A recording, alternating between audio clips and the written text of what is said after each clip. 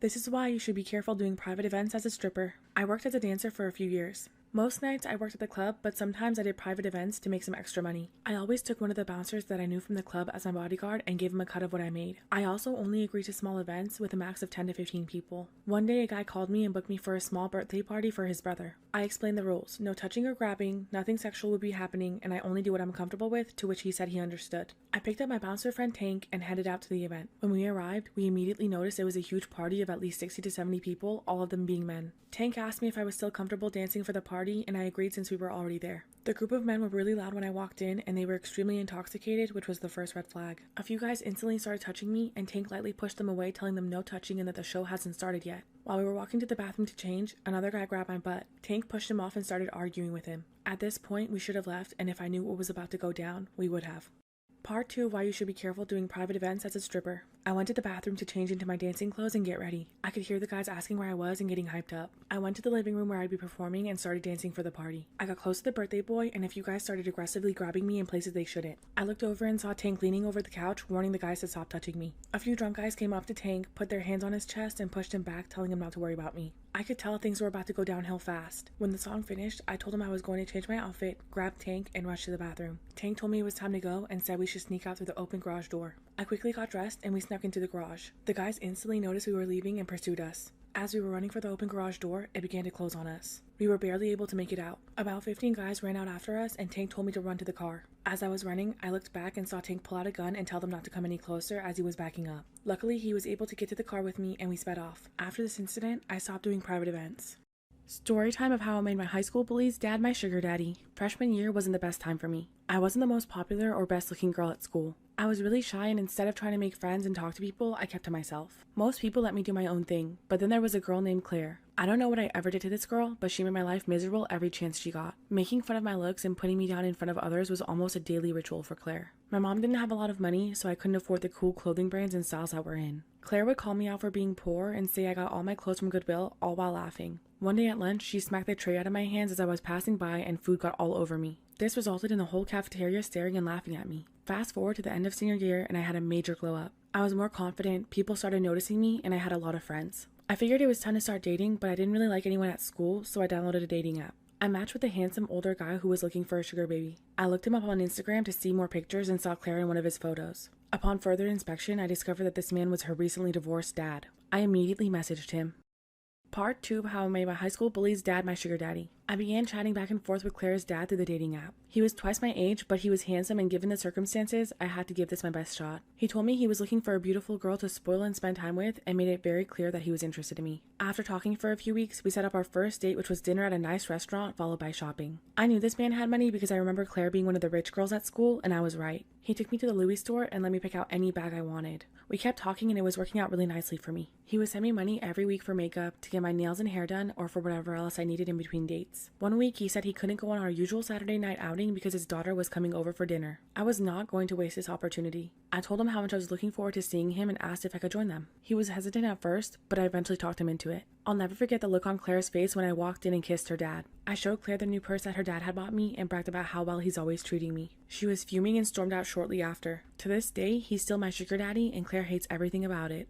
This is why you should be careful working in food delivery. When the pandemic hit, I lost my job and signed up to work for a food delivery app. I was making good money and the tips were nice too. During the first few months of working, I never had any weird experiences or customers. For the most part, everything was fine. There were times when I was a little scared of dropping off the food because it was in sketchy neighborhoods or it was dark outside, but nothing ever happened. I started feeling confident in my position and I let my guard down. One night, I got a delivery request and the tip was bigger than the total order. When I looked at the details of how to drop it off, I realized why the tip was so big. The instructions asked if I could open the door and bring it inside of the house as they were bedbound and unable to walk to the door. I knew I shouldn't do it. It was super against company policy, but I had an aunt who was bedbound and it hit a soft spot. When I opened the door of the house, I was hit with the most vile stench that's ever hit my nose. I looked around and called out to the customer. It was silent for a few seconds. Suddenly, someone croaked out, "I'm back here, come on down." The voice came from a bedroom down the hallway that was pitch black. As I walked towards the room, my stomach was turning. I entered the room and put the order down, but I didn't see anyone. When I turned around to leave, suddenly a man appeared in front of me.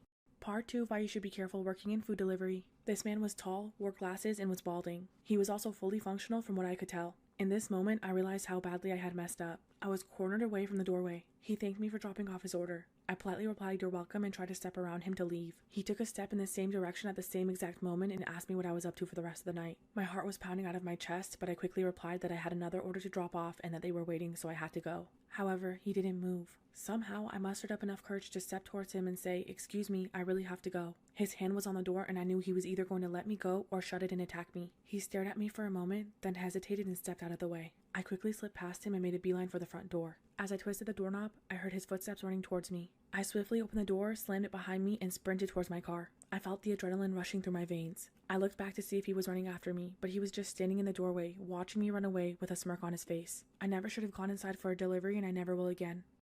Story time about how a girl used me for her OnlyFans content. My boyfriend and I decided we wanted to spice things up and bring another girl in. I've always been attracted to girls, so it was actually my idea, and of course my boyfriend didn't object. We made a profile on a dating app saying what we were looking for. I didn't think too many girls would be down for this sort of thing, but I was so wrong. To my surprise, we got a ton of matches and messages from cute girls. One girl named Becca messaged us and I was really interested because she was so beautiful, like an Instagram model. We started messaging back and forth for a few days, and then we decided to meet up downtown at a club on the weekend to get drinks and have a fun night out. I asked her for her Instagram to make sure she was legit and her profile checked out. The night came to meet up and she looked just like her pictures, a total baddie. We got drinks and started talking and she seemed really cool. A few drinks later, we were dancing, and a drink after that, we were all making out. We were having so much fun, and we stayed until the club closed at 2 a.m. We were planning on going home, but Becca insisted we come to her place for a drink and hang out some more. She hyped us up, and we agreed. We got an Uber and caught a ride together to her place. This is when things got wild. Part 2 of how a girl used me for her OnlyFans content. We pulled up to her place and hopped out of the Uber. She showed us in and made us a really good drink that kept our buzz going. One thing led to another and we ended up in her bedroom. She asked if we wanted to hook up and we agreed. In the middle of the action, she asked if we wanted to make some videos for fun. I was a little hesitant, but she insisted and said that it would be exciting. I agreed, but only if they were recorded on my phone, which she agreed with. I started recording and got some really good content. The next morning, I woke up with a text from Becca saying how much fun she had and asking me to send her the videos we made. I sent them over and she immediately blocked me on everything after receiving them. I was shocked. I told my boyfriend that she blocked me and grabbed his phone to see if he was blocked as well. I checked her Instagram and saw that she posted a story update 2 minutes ago. The story said, "New threesome videos on sale on my OnlyFans. DM me for the link." A few minutes later, my boyfriend was blocked on her account as well. I couldn't believe she used us for OnlyFans content and was profiting off of our goods. Luckily, our faces and tattoos weren't in any of the videos we sent her. Looking back on it now, it's kind of funny, but to this day, I still think I deserve half of the money she made off of those videos. This is why you need a security system for your house. A few years ago, I was renting a house in Northern California. The neighborhood was just outside of the suburbs. It seemed like the perfect balance of having space and having nice neighbors close enough not to feel isolated. The area had no streetlights, so it was very dark at night, but it didn't bother me. I got home from work one evening in midwinter. It was a cloudy night, so pulling up, I only saw what my headlights and porch light illuminated. When I got out of my car, I caught a whiff of cigarette smoke. That was odd as I had never smelled that before around my house, but I didn't see anyone nearby, so I ignored it and went inside. I had just gotten off a shift with a few hours of overtime and I was exhausted. It wasn't even 7 yet, but I decided to call it an early night. I woke up sometime later when I heard a noise inside of my house. I wasn't immediately worried because my best friend had a spare key and would sometimes come over. However, he'd always text me and let me know, but when I checked my phone, there were no messages. I called out my friend's name. There were a few seconds of silence before I heard someone stomping as they ran through the bottom floor. I leapt out of bed and ran to the closet. They were already up the stairs by the time I opened the door and stepped inside. I was terrified. That's when I heard them thunder down my hallway. Part 2 of why you need a security system for your house. The house had 2 bedrooms on either hallway and a bathroom. The bedroom doors were closed, but the bathroom door was creaked open. I was so lucky in that moment because he sprinted to the bathroom. That gave me just enough time to open the attic access in my closet and pull myself up. As I lifted myself, I heard the person run towards my room. I had just pulled my feet inside when my bedroom door burst open. He walked in and stopped. When he didn't see me, he went and checked the other room, then came back and turned on the light. A moment later, he ripped open my closet door. After a few seconds, he stepped away and I heard a loud crash come from my room, followed by a scream of frustration and anger. Then he went downstairs. I had left my phone when I ran for the closet and wasn't sure I could climb down without him hearing. After some time, the noises stopped. I counted to 1,000, then climbed down to call the police. My bed had been flipped, furniture knocked over, and all my things destroyed. The only thing missing was a knife from my kitchen. The police found that the side door had been forced open by a crowbar. They also found cigarette butts and an empty tube used for drugs. They think he had been watching the house for a while. I installed some security on the house after this. I can't imagine what would have happened if he had come to my room first.